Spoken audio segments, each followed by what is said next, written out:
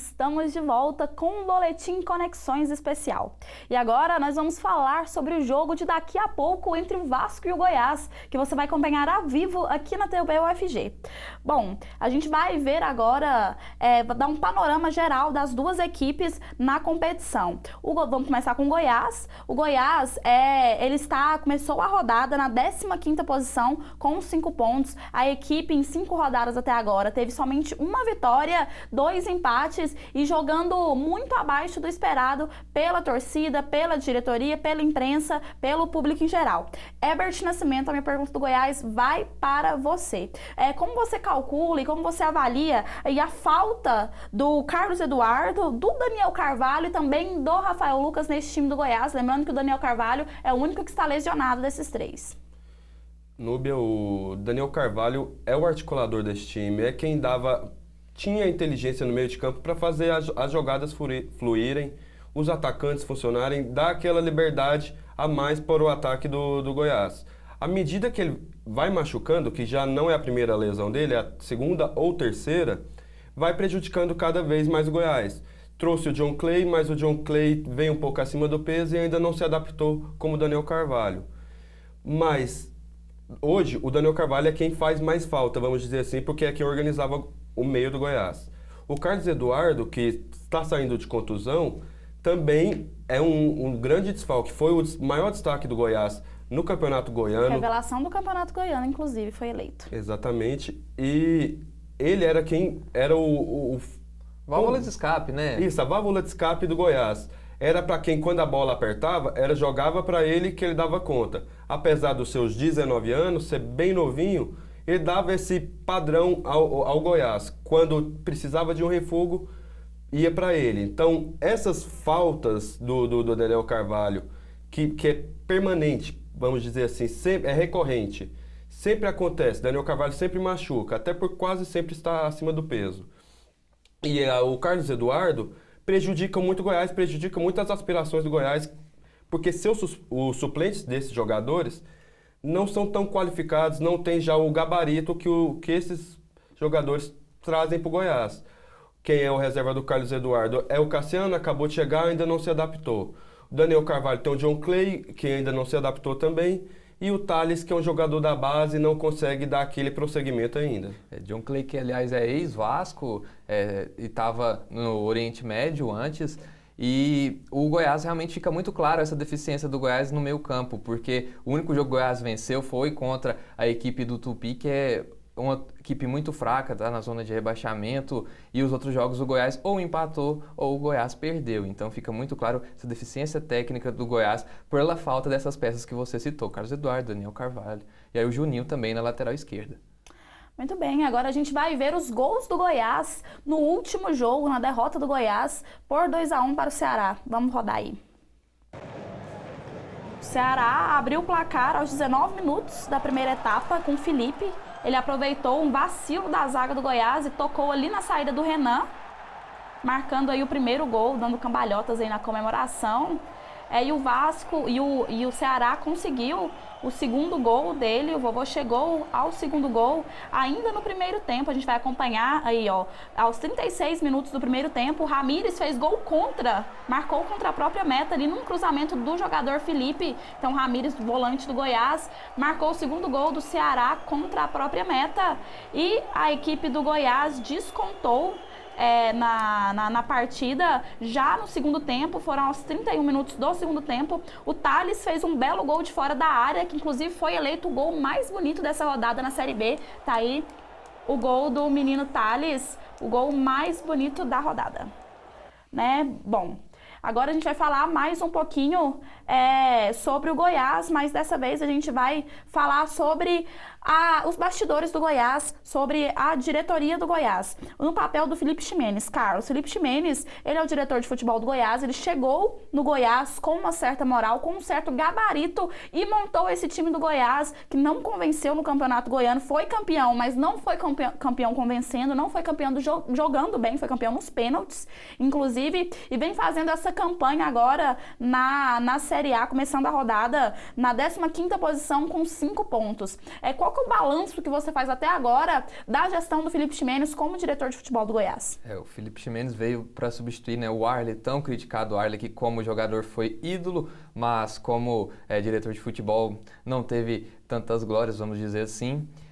Ele realmente não conseguiu ainda dar uma cara para a equipe do Goiás. As contratações dele foram apenas pontuais, contratações de baixo orçamento, com exceção aí do Léo Lima, que é uma contratação para um pouco mais de mídia e tal. O Léo Lima que ainda não mostrou o que veio, né? É um ídolo do Goiás, mas mesmo assim não conseguiu desempenhar um bom futebol. E então, o Felipe Ximenes, ele teve já uma reunião a portas fechadas com o Ailê, com os Rassi, com o Anderson Moreira, justamente para se cobrar mais jogadores vindo para a equipe do Goiás, jogadores de qualidade, porque a torcida está cobrando, a imprensa está cobrando, está todo mundo cobrando e está muita coisa caindo nas costas do Anderson Moreira. O Anderson Moreira reclamou sobre isso, então acabou que teve essa reunião para o Ximenes ter aí uma chance de se redimir e fazer as contratações necessárias. Inclusive, durante a semana, o Anderson Moreira, nessa reunião que ele teve com o Rassi, com o Ailê, com a cúpula do Goiás, ele deixou o cargo à disposição e a diretoria esmeraldina não aceitou a demissão dele, bancou a demissão dele e ele exigiu aí alguns reforços, algumas peças a mais. E nada justifica essa não ofensividade do Goiás no mercado do futebol. Até porque fez um caixa muito grande no final do ano passado, vendeu o Bruno Henrique para o Wolfsburg, vendeu o Eric para o Palmeiras, então tinha caixa para se reforçar, tem dinheiro para conseguir jogadores de maior renome ou de maior experiência do que vem trazendo, como Cassiano, John Clay mesmo, mas mesmo assim não conseguiu trazer ou não foi ao mercado para fazer isso. Precisa rever esse modo de contratação para que o Goiás pelo menos tente alguma coisa a mais no campeonato da Série B. Porque o legal do Goiás, o Goiás usa muito a base, tem muitos jogadores pratas da casa, mas só que quando não se tem jogadores experientes para ajudá-los, fica com que os jogadores da base sentem a pressão de uma forma muito maior e aí acabam por não desempenhar um bom papel e, entre aspas, são queimados, né? Acaba que eles não têm aquela oportunidade de crescer aos poucos.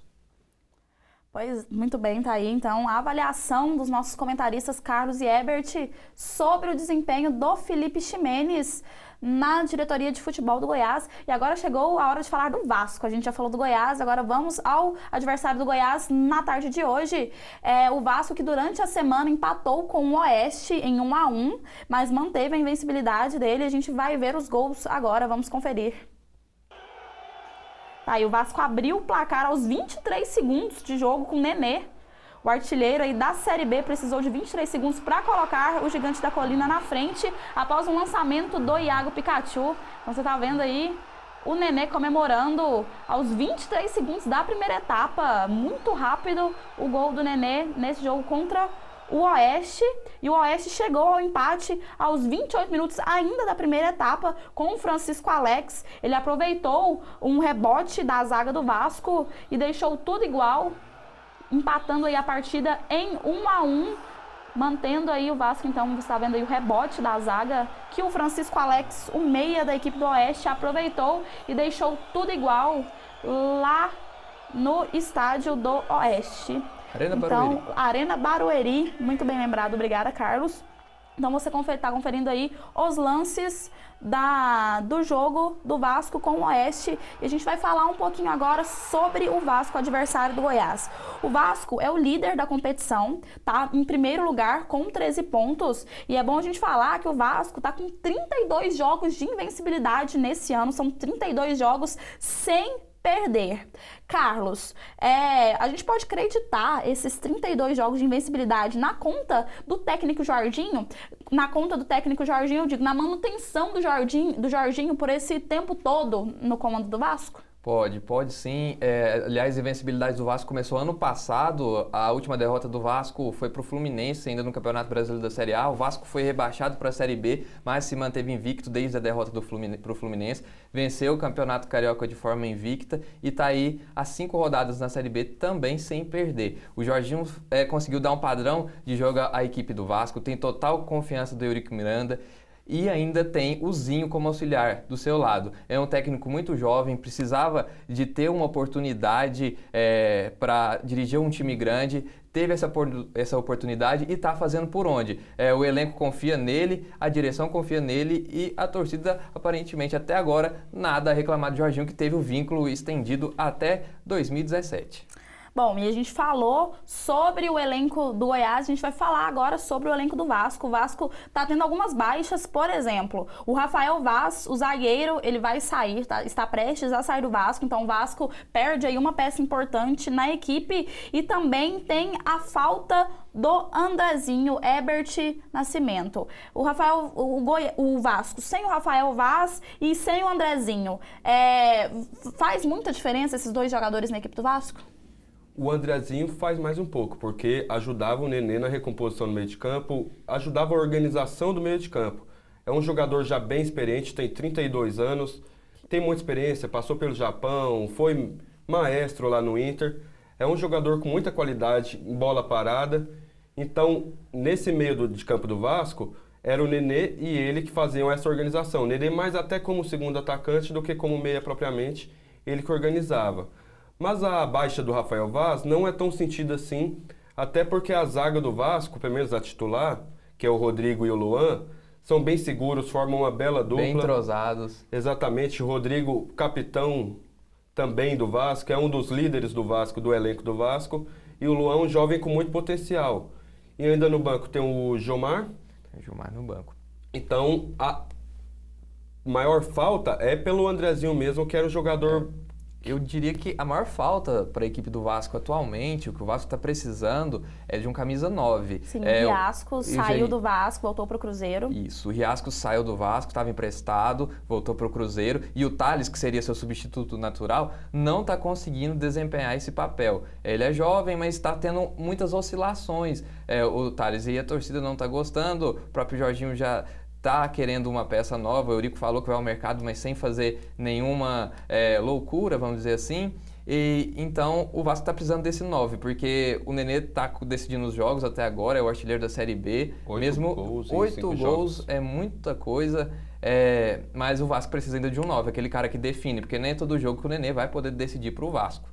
Bom, já que você citou o Nenê, Carlos, a gente vai falar um pouquinho sobre ele e até perguntando para você esperava que o Nenê jogasse tanto? Ele veio para o Vasco já meio desacreditado, já está com uma idade mais avançada, muitas pessoas não acreditariam tanta bola jogada pelo Nenê para o Vasco.